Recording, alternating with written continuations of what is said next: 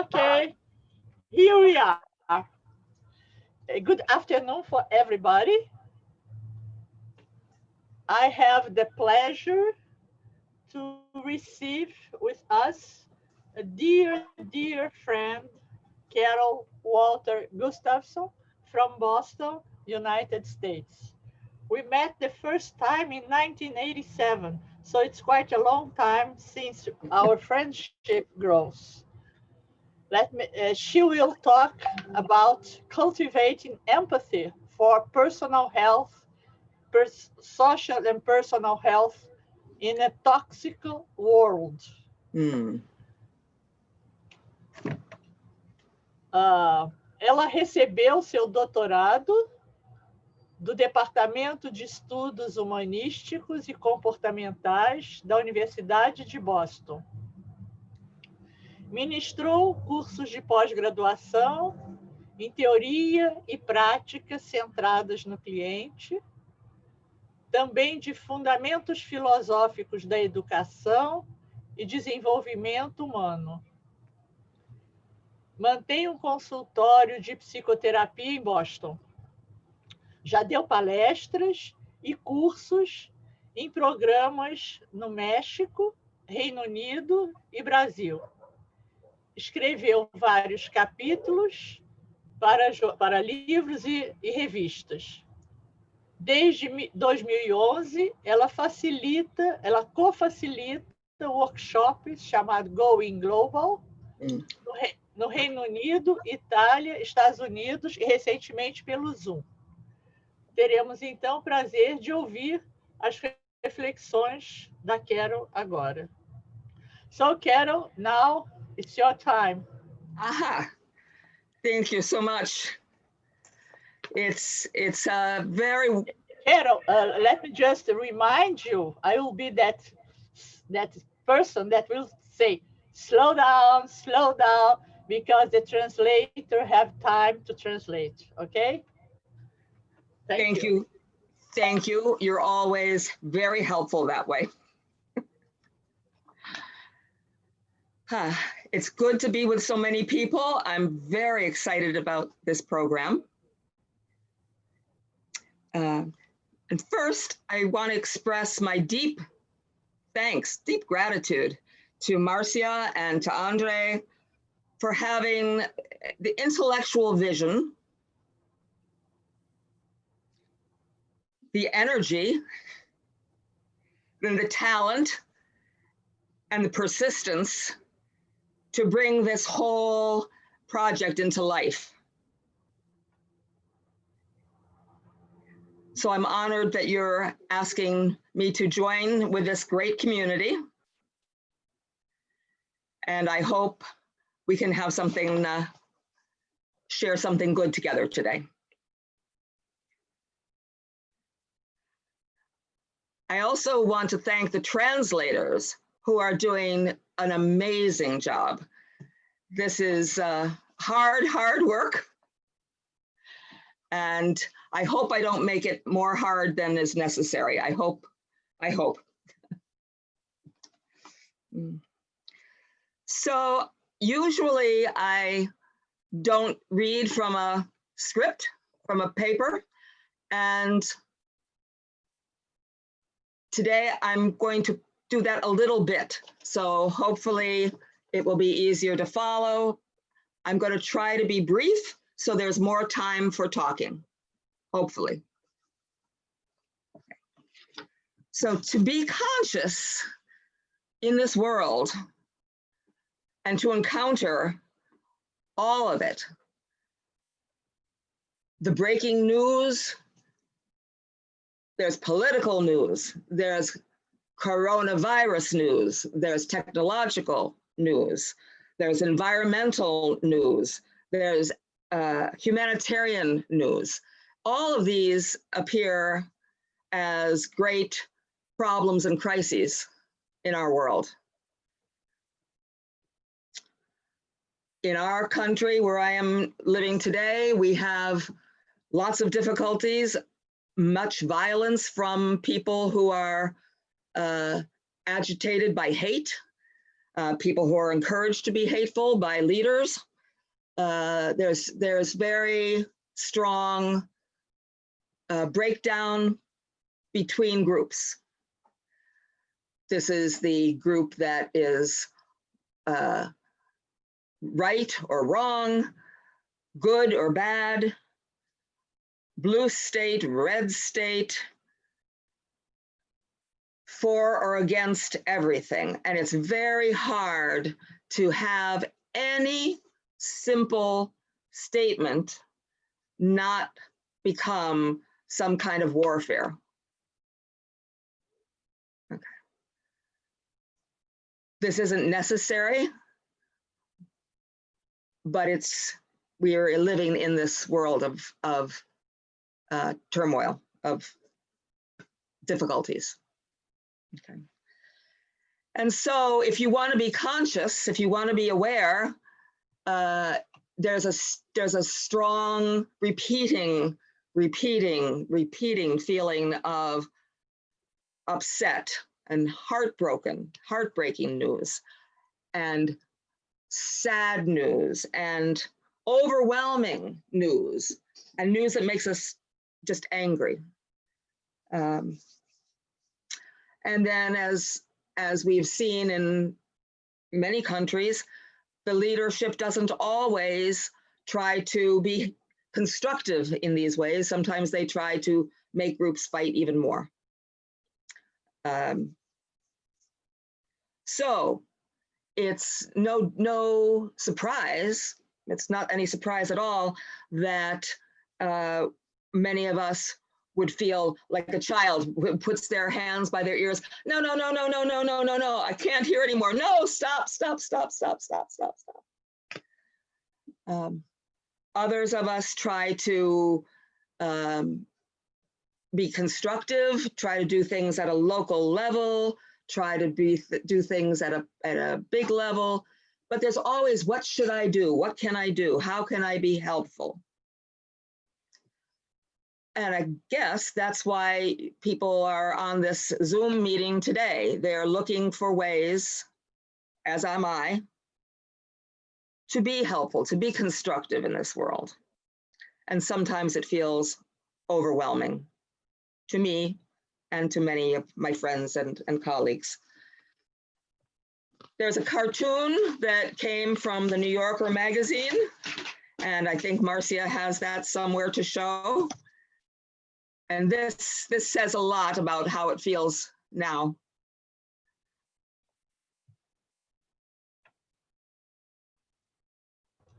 Can you see it? Yes, I can see it. Can you see it? Yeah. Uh-huh. Yes. Yes. So to be well informed, my desire to be well informed is definitely at odds. It's in contrast to my desire to be sane, to have a nice life. So, let's see, I lose you a little bit. Oops, sorry. I've lost you.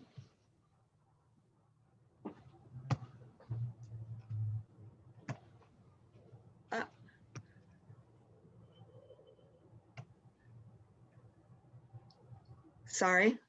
Page 3 in the beginning. Achieving. Yes, but I want to just be in the regular Zoom meeting. They can take down that cartoon. Okay, I will. There we go. You're back. I lost my friends. Okay, so achieving either the goal of being well informed or the goal of being sane is a challenge.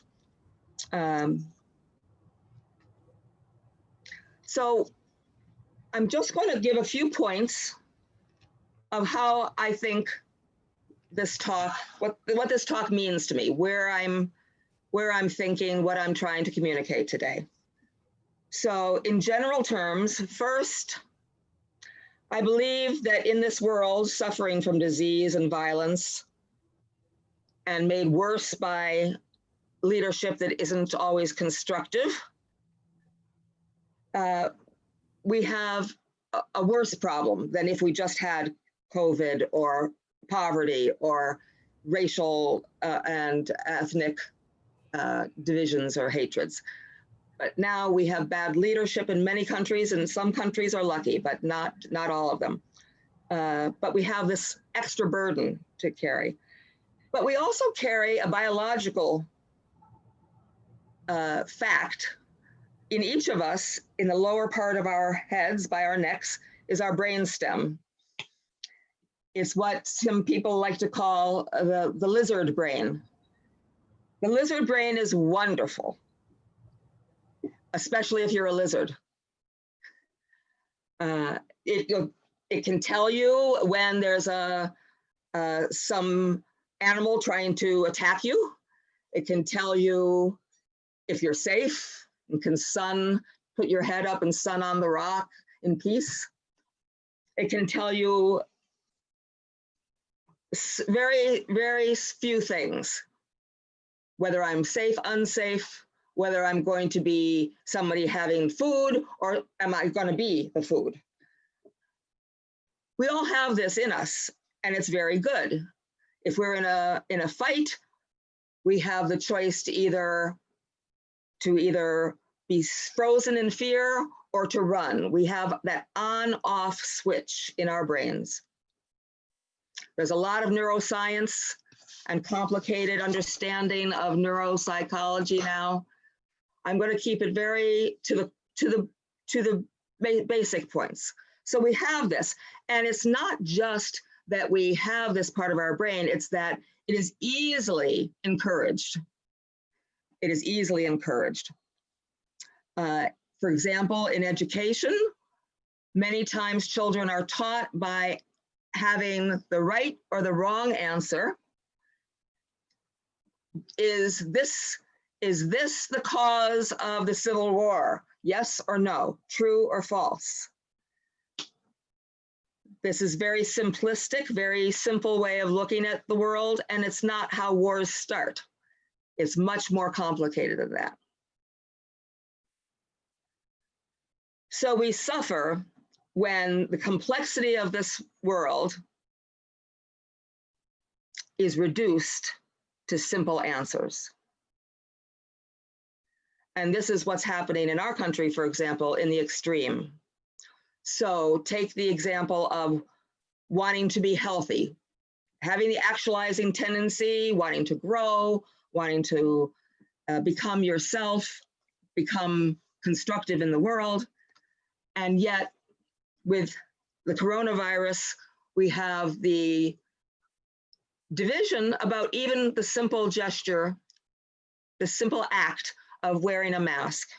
It can become a sign that you hate this leader or love this leader, which is absolutely crazy, but there's a lot of people in that simplistic thinking mode. It also is true that we have a higher neocortex. We have much more that our brain is capable of doing, of holding many perspectives at once.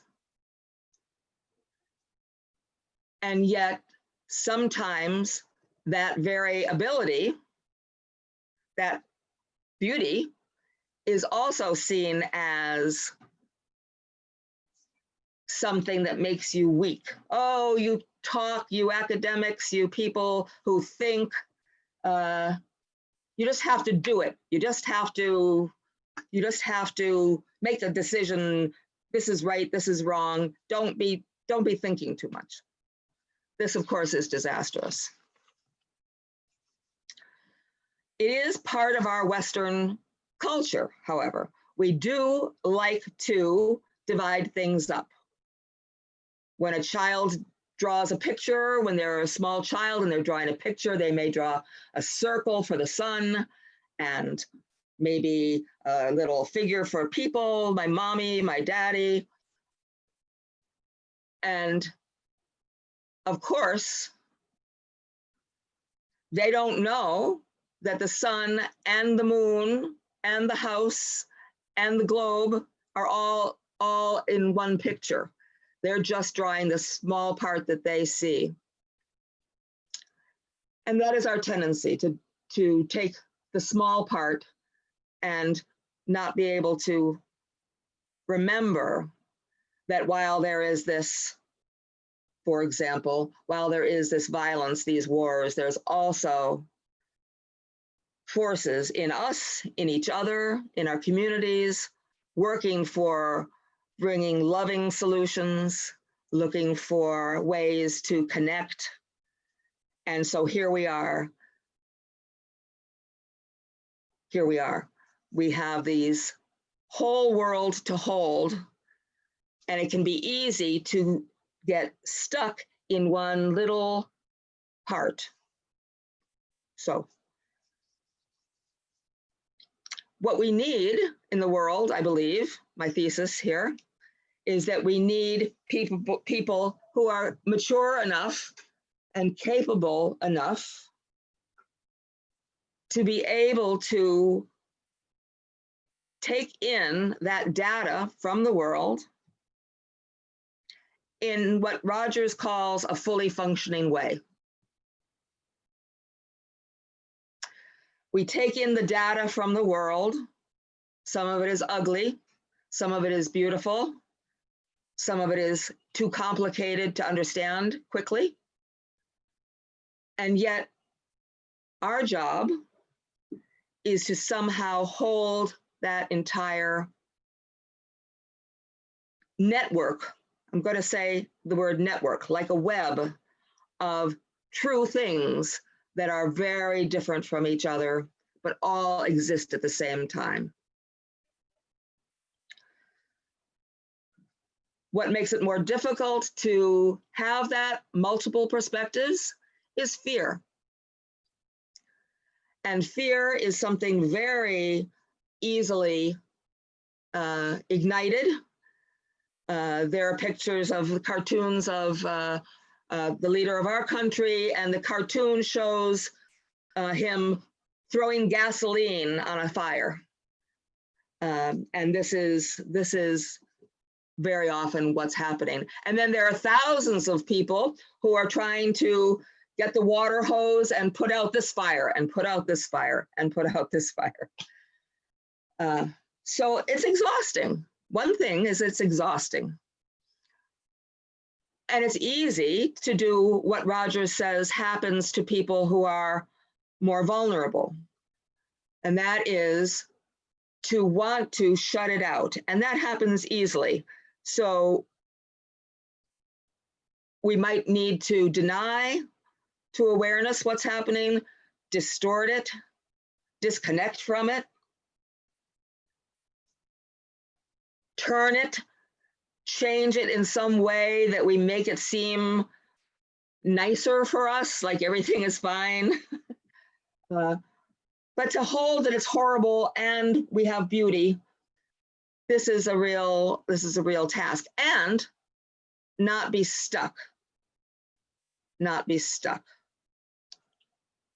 Stuck in our binary brains, stuck in our ideology, stuck in our habits, stuck in our language.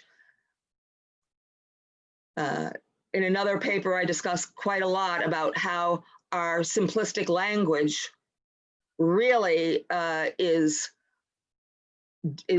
literally deadly for us. We have such a language that other than English, some other languages have more complex meanings. In English, unfortunately, we don't have so many. So what the good news is, what excellent news is that for 7 decades, Carl Rogers and a whole team of scholars and practitioners that started at the University of Chicago back in 1945 and going through 1957, who worked very hard to discover what are the conditions that make for growth and change. And for people who are familiar with the person-centered approach, this is not news to you. You know this, but it's worth saying just a few things. In our theory of the person-centered approach, there's some terms that are very much more familiar, we're more familiar with, like empathy. Barbara Broadley in the United States made a slight linguistic shift, little change, and she would always refer to it as empathic understanding. So it's not like a thing that you have empathy, like here's my drink, I have my drink, I have some empathy. But really what I'm having could be changed to this process of trying to understand in a very complex way the language, the body sensations, the visual understanding, the mental, the historical. We're trying to become understanding of the complexity that is the other person, the other group, the other, as Elie Wiesel, the survivor from the Holocaust, says, we have pain and suffering when we turn the other person into the other, and the other is to be pushed away, or maybe even made into the villain, made into evil. This is certainly what we've had in our history. So empathic understanding and having that response to Marcia or Carolina or Joseph, to have that empathic understanding requires a little more. And to have empathic understanding when we're in conflict is the big challenge. And Rogers and his colleagues saw themselves as strong enough to face that challenge. So under apartheid in South Africa, when blacks and whites were very separated and brutally, the separation was by violence, maintained. It was maintained by violence, you could say. He managed to go to South Africa and meet with people who were Afrikaners, Black people, white people, all kinds of people, and try to find what is the human voice, what is the thing that we can try to rescue from our divisions. And he did this repeatedly. He did this in Northern Ireland. Catholics and Protestants were at war. Many people here, I think, some of a certain age, have been part of cross-cultural communication workshops all over the world.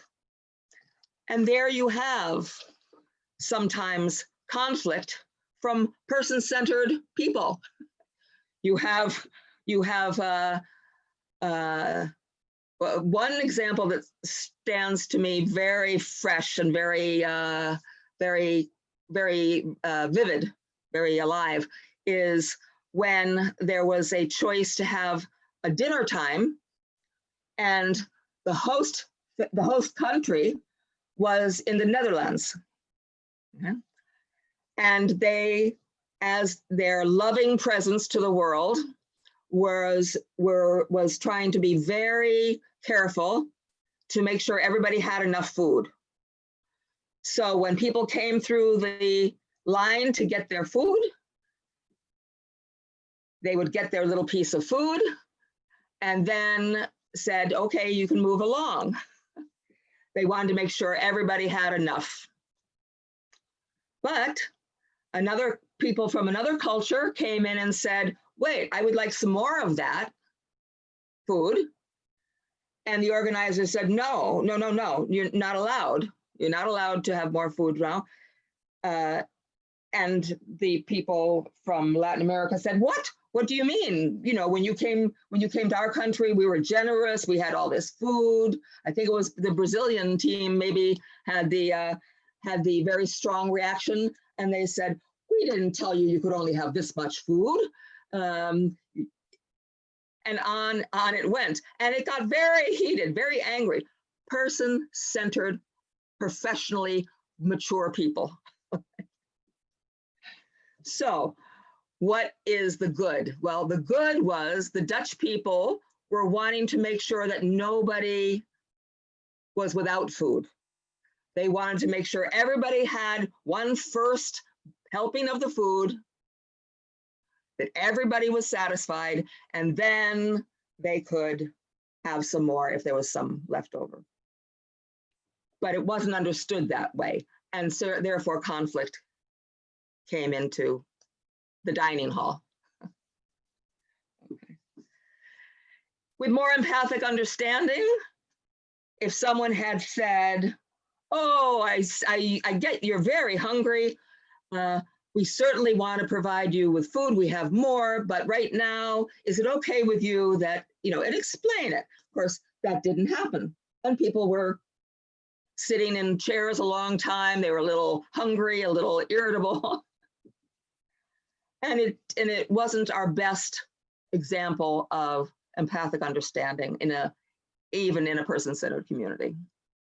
Okay, so what?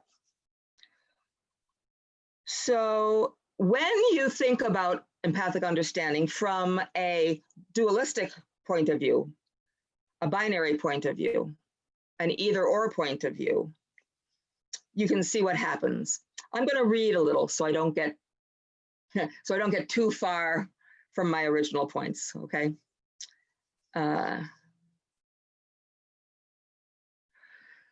So one of the benefits of this empathic understanding is you also bring that understanding to yourself, okay? And when you have been understood by another person with empathic understanding, you can become less defensive. You can become more able to give and take in the relationship. And you can allow yourself the subtleties of meaning. And you can offer that subtlety and nuance, variation of understanding that's more sophisticated.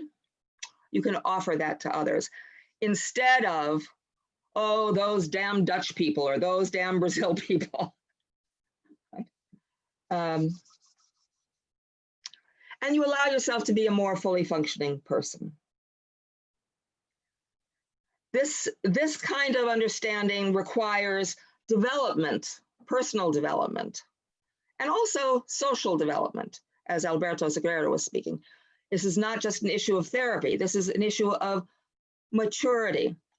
And maturity is a word that was very popular in the 1940s, in that time period. And I think maybe we need to make it modern again, to think about being mature in these abilities.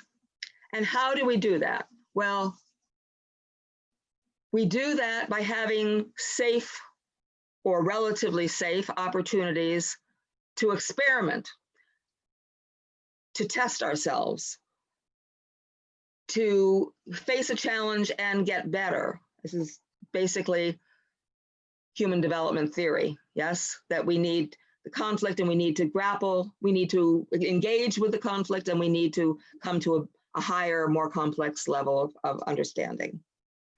So one way we cultivate this understanding and our own personal power, because understanding is power. The power to see, the power to understand at a deeper level, which is what many of you have spent your lives doing, and some of us are still learning to do. And it's always learning time. It's always learning time. So receiving accurate empathic understanding from our friends, our colleagues, allows us to work outside of this binary judgment system. And it's very important that Roger said true empathy is always free of evaluative or diagnostic qualities. So when you're having a political fight with someone on the one side of politics and the other, the expectation is you're going to be at odds, you're going to be fighting. And when you say, oh, is this the way you see the world, really? Is this how it is? Tell me more. There's a little more breath comes into the lungs, a little more space possibly in the relationship. This is when people are basically in a normal, healthy functioning. When someone is enraged, when they are in a violent state, I'm not in a position to say, oh, I understand that gun that you have at my chest is going to blow me up in the next minute. Oh, yes, I see how you want to kill me right now. There are limits in that. But there's also some room to expand the area of understanding. And we get power from that.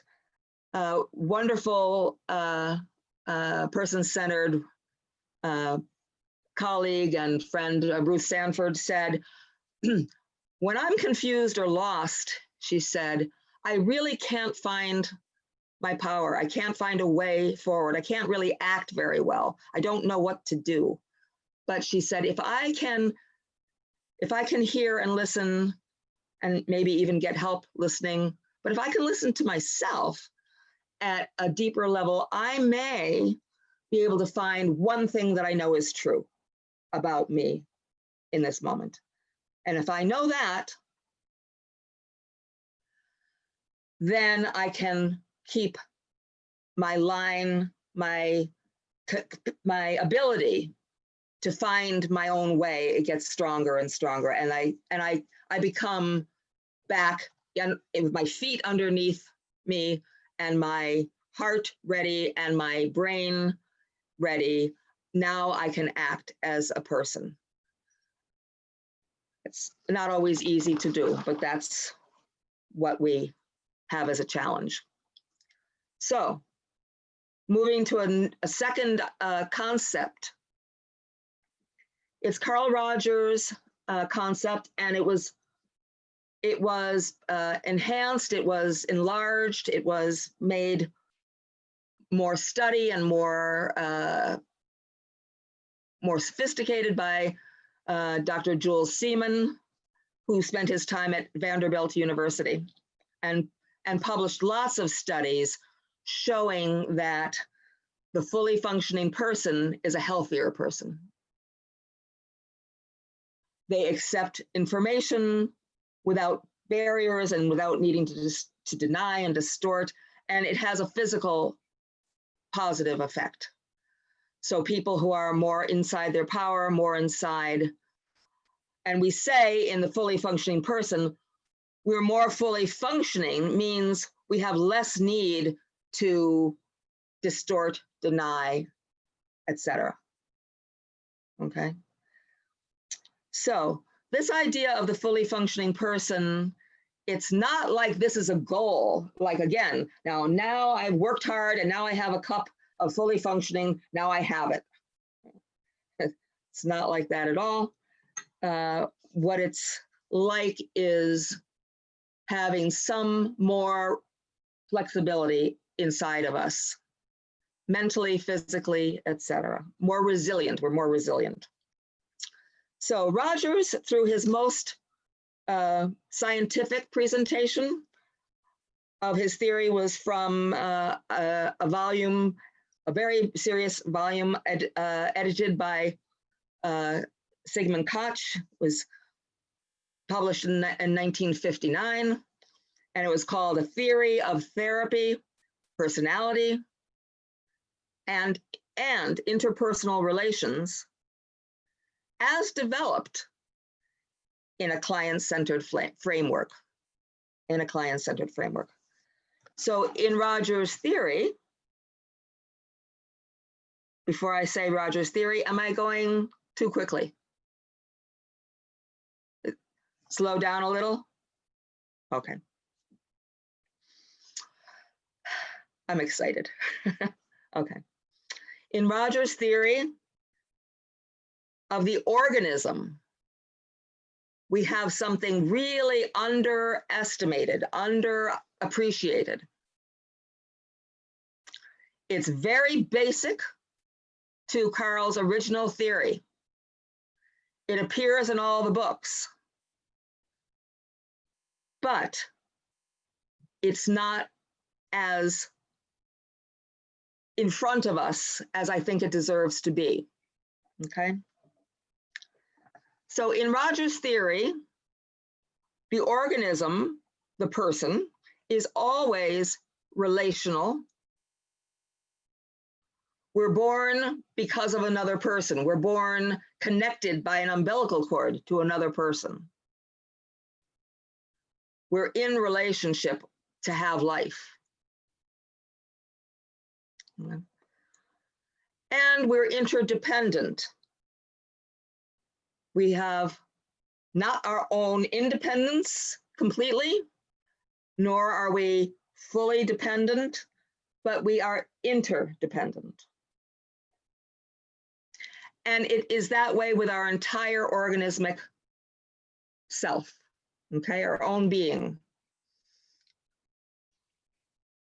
When a person has the benefit of being in the relationship that we call person-centered, that is nurturing, which is judgment-free, which is authentic, all those things that create the possibility for deep, positive change. When we have that, we are able, again, to allow all the parts of us to flourish. Now, here's the problem. We say, oh yes, we know this. We're holistic. We're all whole beings. That's of course we are. We're humanists. Of course we're. But then we go to lunch and someone says, Lucas, how are you? And he says, oh, I'm fine. I just have this killer headache. Okay. Well, if you have a killer headache, you're not fine. Of course, we know what this means, okay? But there's a very strong tendency to ignore some of our organismic life. Like maybe someone needs to eat something or drink something, but oh no, I have to sit here straight and look interested because I'm a good student, because I'm a good practitioner. We make lots of conditions upon ourselves that we don't pay attention to. And it's a pattern, okay? Our attention is prioritized in certain ways. So, and guess what? They're binary ways. So we prioritize, we raise to the level our thinking over our bodies. We raise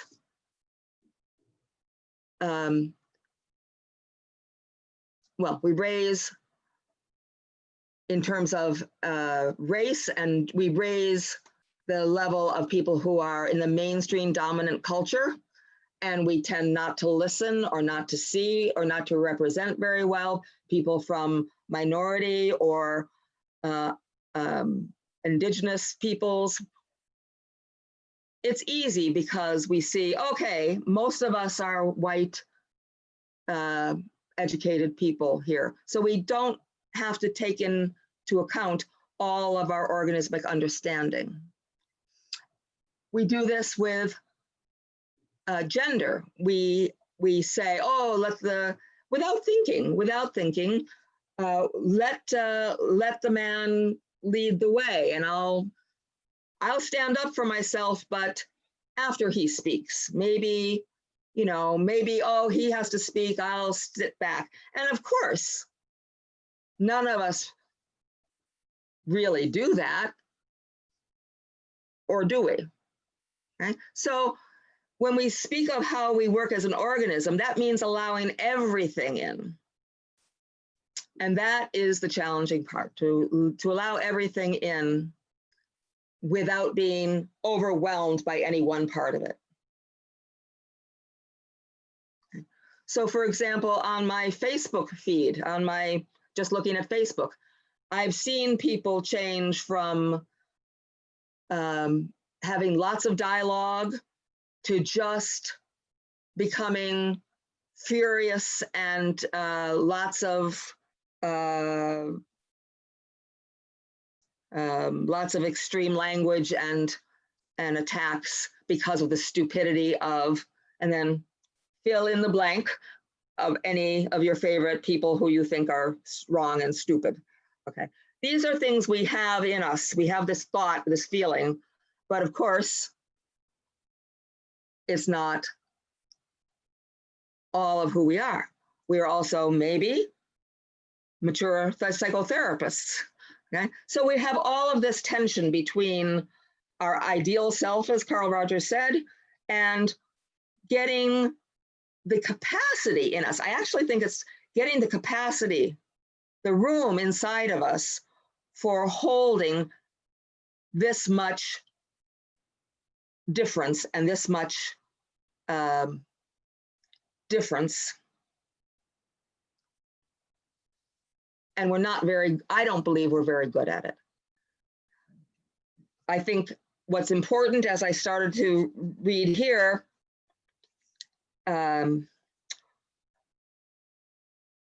while the fully functioning person makes use, quote, of his organic equipment to sense as accurately as possible, as accurately as possible, the existential situation within us and outside of us. Okay.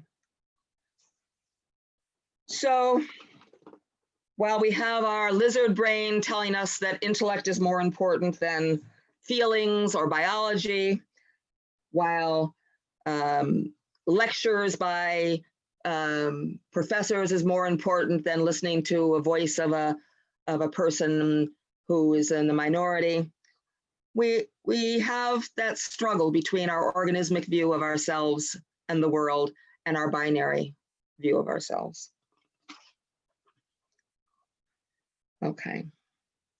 The benefit of having that organismic view, this process view, which we all agree with, is Jules Seaman writes that the reality data, and that does mean what comes through the news, whether it's propaganda or truth, or we're not sure if it's truth or propaganda, whatever that information is, we're the ones that have to filter it. We have to take in and push out. We're always in a dance with reality's data. And this dance is essential because that reality data, Jules says, is as important to psychological organism as oxygen is to the biological organism. So the good news is if we can work to accept the reality data, even when it's alarming or painful, we can find ways to support each other.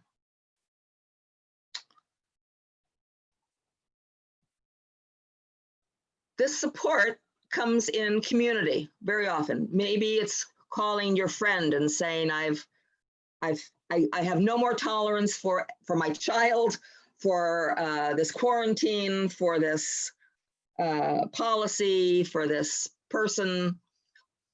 But in community, we can be understood empathically, and we can understand ourselves empathically. And refresh. Refresh, I don't know what the word is in Portuguese or Spanish, but when you have a web page in front of you, maybe Zoom is up and it gets frozen, it gets stuck. You have to press reset or refresh and it disappears and then it comes back and hopefully you're not frozen anymore. The screen, you can see Vera or Francis, somebody, you see somebody instead of just frozen something. Well, we need to refresh quite often. And that is where person-centered community is essential. So I'm gonna come to the end here so we can talk some more. But this is one absolute important reason, I think, for having more communities that challenge each other with our differences. Cross-cultural communications, very important, more of them, not less, and more chances to dialogue between gender or race or ethnicity or sexual orientation or able-bodied, all the things that can divide us. And it's very different to have in the room with us people who are using wheelchairs and other devices to talk or to walk or to function, and people who are of various backgrounds. This is a challenge, and I'll say in my own experience, this was the reason for Colin Lego and Peggy Nadiello and John Wilson and I to create these workshops for, we call them going global, but it's for trying to bring differences together over a number of days. We did 5 days last spring, okay, online. And it was a challenge. We had to take breaks, but we were one community. We were one group working to manage staying with ourselves and being met with all the political and social, psychological, emotional differences that we have. And we're going to do it again in November. And I think these things are important, and I would encourage people to start small, to start perhaps making small communities where you build up your build up your muscles, your organismic muscles. It's a funny thought, but to be able to be fully functioning and effective, because when we are stronger inside and stronger in community, we have more chance of releasing, of bringing more positive, constructive change to the world. So, how can we be well-informed and sane and effective? Boy, it's a work in progress, okay? What is possible? Well, the way I see it is the more we can acknowledge our binary lizard brain habits, and the more we can actually practice in real life with real people, with ourselves, thinking and being in an organismic mindset, something new does become possible. the more we can allow ourselves to have the empathy for our fear and our uncertainty. I will admit, I'm gripped in it now. We have an election coming and I am afraid. I'm very afraid. And I want to take that as part of my organismic experience and bring with it, I have some resources, I have some humor, maybe I have some humor. I repeat after me, I have some humor, I have some friends, I have some way. I can breathe. Oof, it's a struggle, but the more I can cultivate that kind of acceptance of my organismic self, my organismic relationship, the more I can be curious, and the more I can try to leave my judgments aside. And the more then I can learn to accept help, to accept community, I can build communication. I can build community. I can build relationships.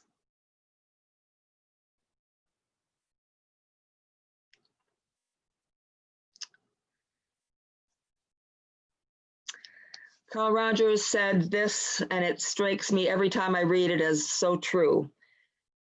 He writes, if the time comes when our culture tires of endless, homicidal, murderous feuds and despairs of the use of force and war as a means of bringing peace, only then will our culture become serious at looking for alternatives, okay? And when we come looking for those alternatives, we will not find a void. We will not find nothing there. We will not. We will find people who have ways of being that can share power. I'm emotional now and I can't read the words exactly. But the idea is we can discover our organismic strength. We will discover harmonious community can be built on the basis of mutual respect and enhanced personal growth. And this to me is a task worth trying. This is a task I want to practice. And this is what I'm offering today as my only understanding of how we can go forward in a positive, humane way. And I believe we can. We do. And we need to grow our organismic muscle and our capacity, and we can. Thank you. That's the presentation.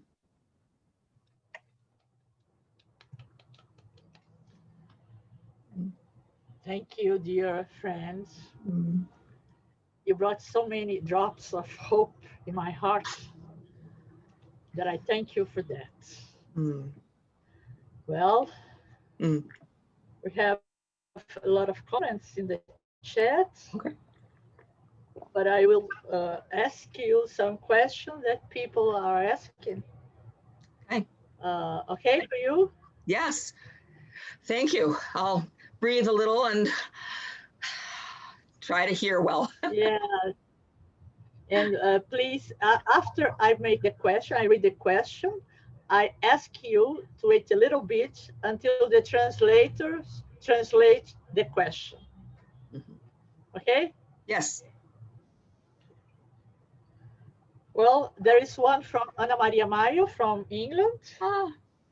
I have a question for Carol. She said that when somebody is pointing at us with a gun, yeah, this is so extreme, we cannot react with empathic understanding. The question is, what can we do when we are in an extreme situation? Only that. Okay, I'll say goodbye now. Thank you. This. Yes. Just a moment. Jenny, did you get the question? Okay. Go on. Yes, you can go.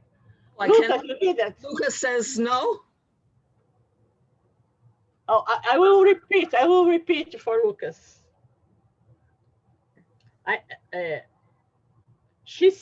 Carol said that when somebody is pointing at us with a gun, this is so extreme, we cannot react with empathic understanding. The question is, what can we do when we are in an extreme situation? Yeah, it's a very serious question and the most important one, I think, and it's, Anna Maria, thank you. This is something that philosophers and person-centered friends for decades have been asking.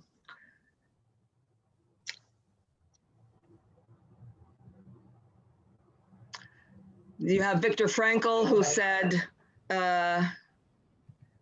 you always have a choice how to react. You can, if you're in a line for a concentration camp, you can go to your death screaming, or you can go to your death singing. Well, yes, this is true.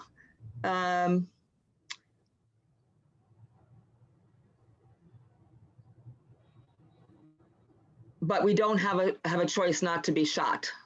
Okay. We have a choice to hide until everything is better. I think we will never come out if we hide until everything is better. I think the question that you ask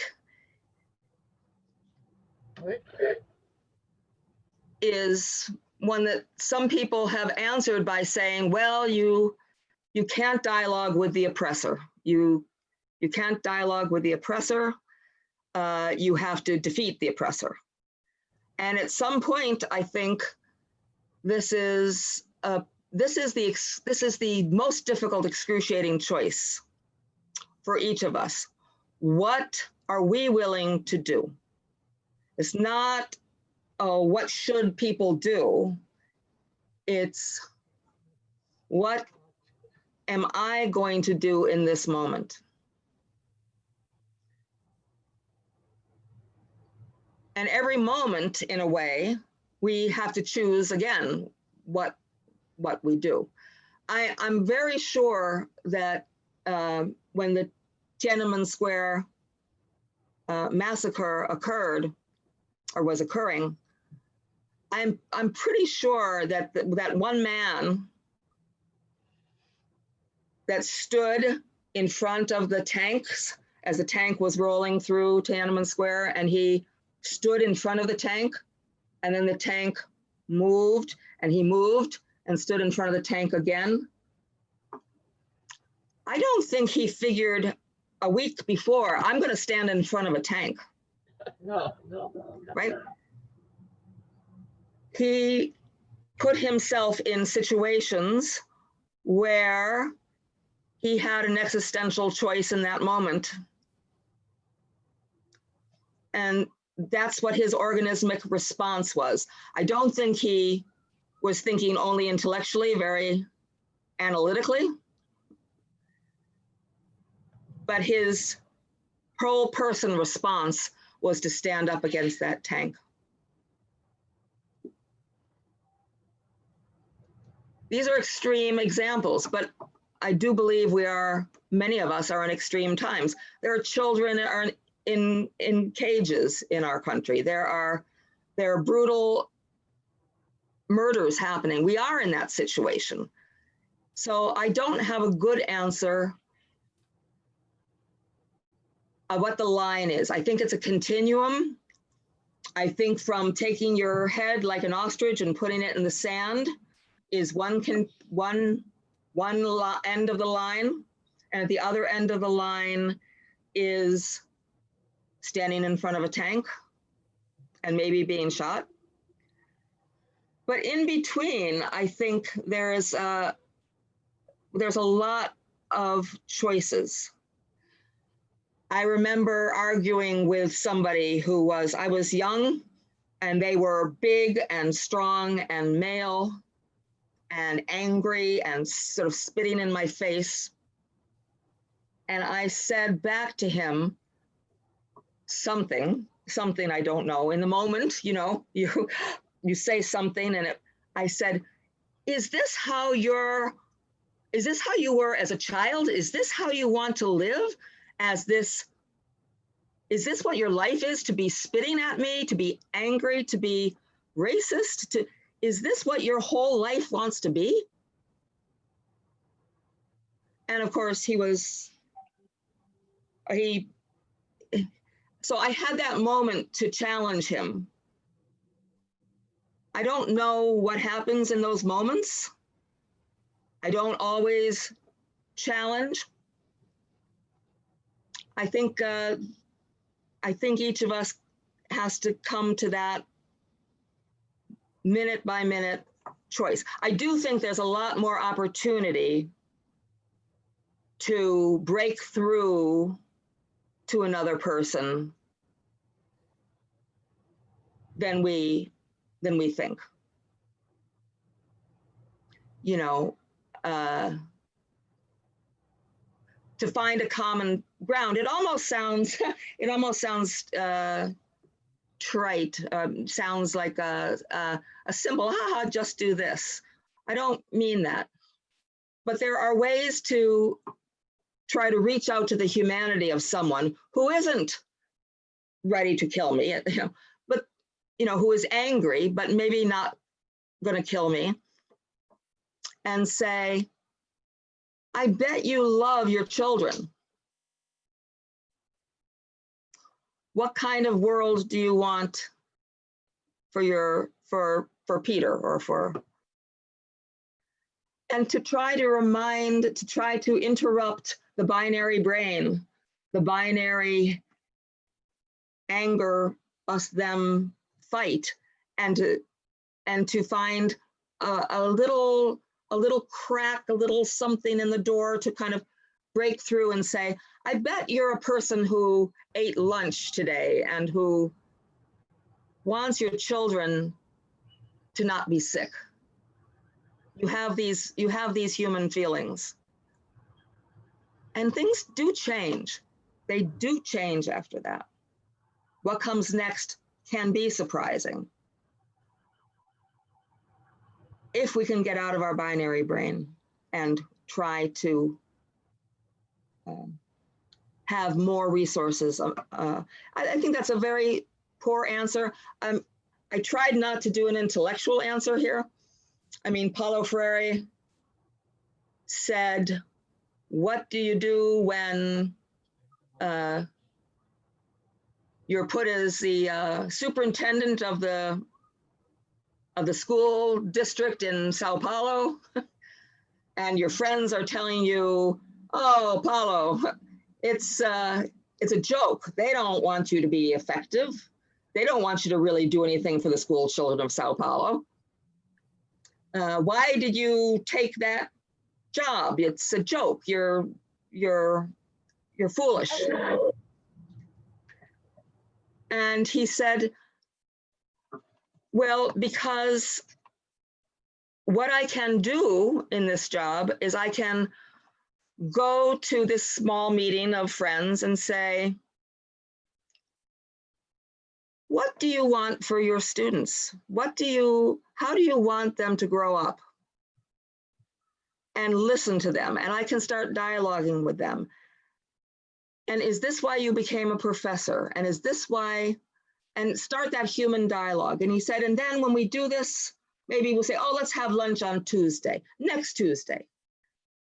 Well, and then we come and they bring a friend. And then maybe somebody else brings another friend. And now you have a little group and saying, well, what do we really want? So we have power, Freire says, because, and Rogers, and all of us, when we're thinking about it, really, we say, the next minute of life hasn't happened yet. Well, for me, Trump hasn't been elected yet. I'm still alive. I still have power. What can I do today when I get off the Zoom? What can I do the next day? How can I have an impact? And because I'm not dead yet, because I've not been shot dead, and because that moment exists and it hasn't been finished, I have to have hope. Freire says it's an ontological necessity.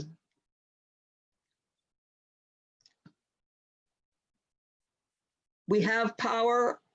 It may not succeed, but we do have it. Anna Maria, is that any kind of an answer? She said yes. Her mic is out, is off. Okay. Carol, we have a lot of questions. We have only 10 minutes. Oh, I'll be short. So I will not shrink the questions, the question, but I will see the similarity. We have 3 questions very similar, very similar, yes. One from Sinelli, one from Mark Harrison, and another from Emmanuel. All of them are kind of worried, concerned with empathy in people like aggressors of women, rapists, pedophiles. And Mark Harrison asked, maybe an oppressor has doubts. How best to engage with those doubts? And Emmanuel asks, I would like to know from you what you think the limit of dialogue is. In Brazil, a candidate who exalts torture was elected president.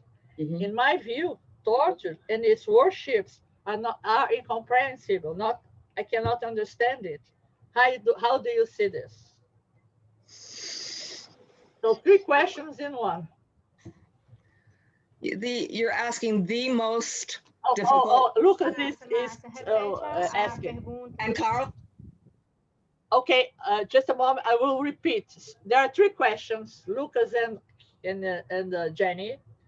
The 3 questions has to do with working with oppressors, with aggressors of women, rapists, pedophiles, and if the oppressor has doubts, how best to engage with those doubts of the oppressors. And the third one has to do with a specific situation in Brazil, that a candidate for president exalts torture, was elected. In my view, Emmanuel said, torture and its worshippers are incomprehensible. How do you see this? Okay, Jenny and Lucas? Yes? Yes, you can answer. Okay, okay. Yes, I think there's some overlap, there's some similarity to the first question. I think there is a limit to dialogue. Someone who is reached the point where they're not functioning as, they're functioning in rage, they're functioning in brutality, they're beyond the point of dialogue. And there's the choice philosophically and politically, do you become violent in response? Do you kill the killer? And that is the eternal question. There was a Lutheran minister in Germany, Dietrich Bonhoeffer, and he was a theologian, and he was very, wrote a lot about community in that context, in that particular context. And his decision finally was that his moral choice was that he had to try to kill Hitler. He was part of a plot to assassinate Hitler. It didn't work, and he went to prison, and he died just a few days before there was liberation. So that is always the moral question, and each person has to answer that. Would you kill people for the greater good? I mean, I can't answer that for everybody.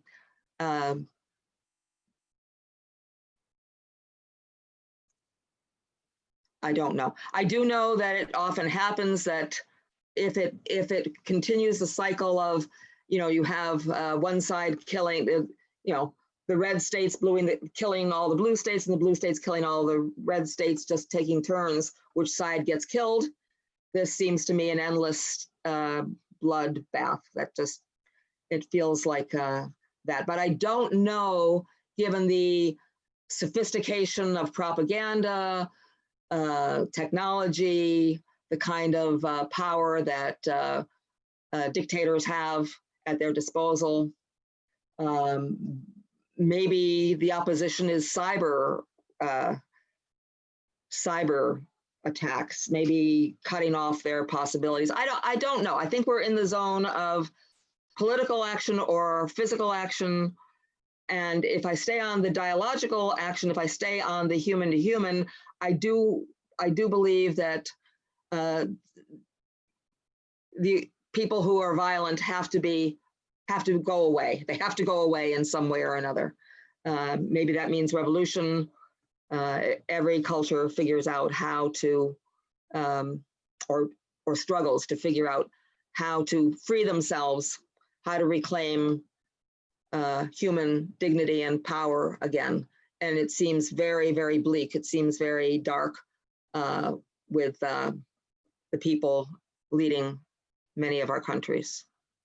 I don't want to leave anybody out. I mean, yes, I can say our country and Brazil and, but add all the others where they're very authoritarian, brutal regimes. So short of that, I believe that when people aren't past the point of reason, but they are just stuck in their lizard brain and they're stuck in their rage and they're stuck, I do believe there's always some possibility of making a human-to-human connection.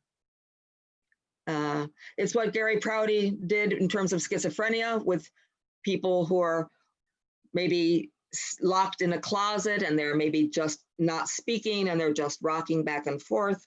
They have no capacity. He sits with them, or he sat with them. I mean, there are ways to connect.